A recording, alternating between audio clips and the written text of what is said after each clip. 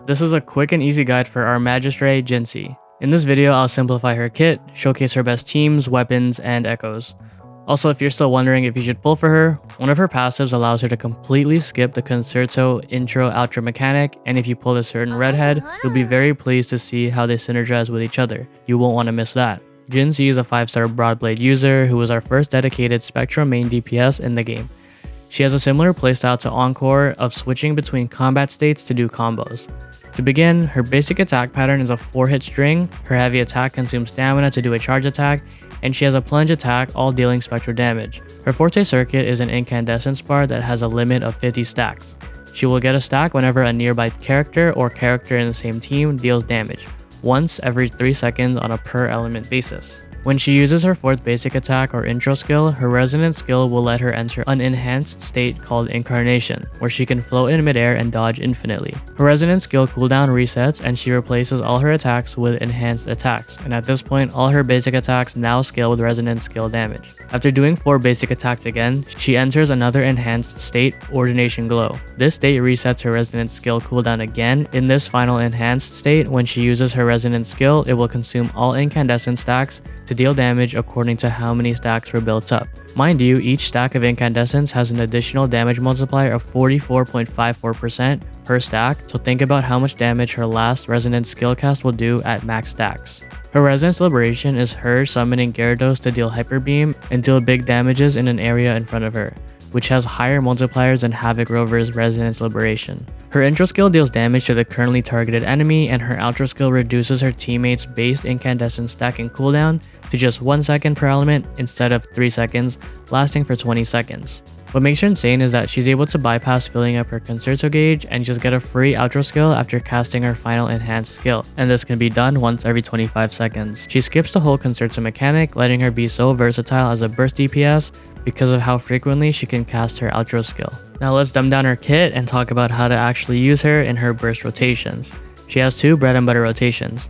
The first one is using her Echo skill into skill 1, basic attack 4 into skill 2, which brings her into Incarnation state, using her skill 3 into basic attack 4, which will bring her into Ordination Glow state, into Resonance Liberation, skill 4, which is her final skill cast, and that will give her Unison and allow her to use her outro skill and swap out to a different character. The second rotation is really fast because it uses the intro skill to skip the basic attack 4 pattern and just uses her skill 2 to get into Incarnation state right away.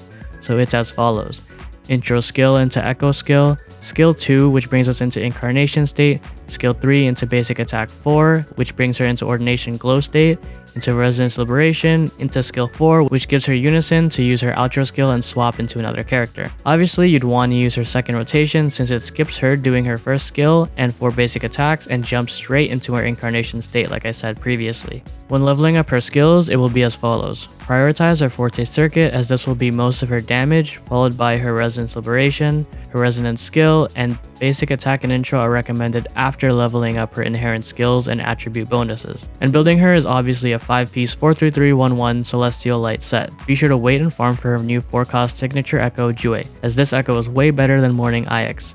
Jue will perform spectral damage over time, scaling with resonance skill damage, which makes it perfect for Jinhsi. Make sure to get crit rate or crit damage as its main stat, depending on what you lack. Spectral damage main stat for her 3 costs, and attack damage for her 1 costs. As for her substats, make sure to get 30% energy regen at least, a 1 to 2 crit rate to crit damage ratio, and lastly, resonance skill and resonance liberation damage bonus.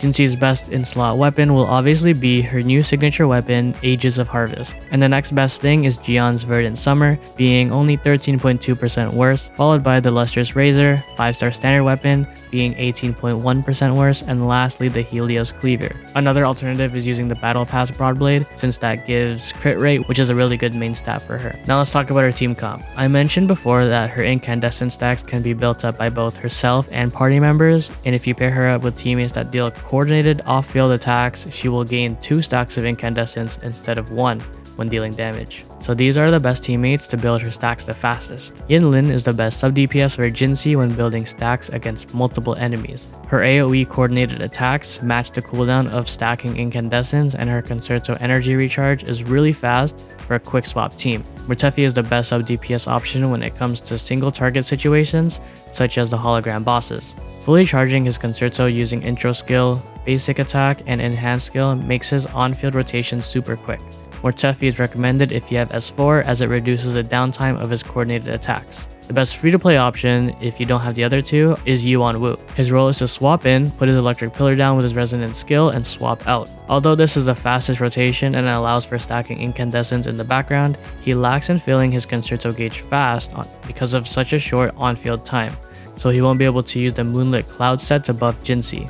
If you want to offset that though, equipping him with the Rejuvenating Glow set, as well as the Cruise Wing 1-cost Echo as his main Echo to heal and trigger the healing set's bonus is an option. As for the healers, both Verena and Baizi actually do provide coordinated attacks through their Resonance Liberations, so both of them will be ideal. If you want teammates that will buff her overall damage, because of Jinhsi's high damage multiplier on her Resonance Liberation, Jiangxin, giving her a 38% resonance damage deepen, will push the numbers of her ult to absurd limits while also granting shields for sustain.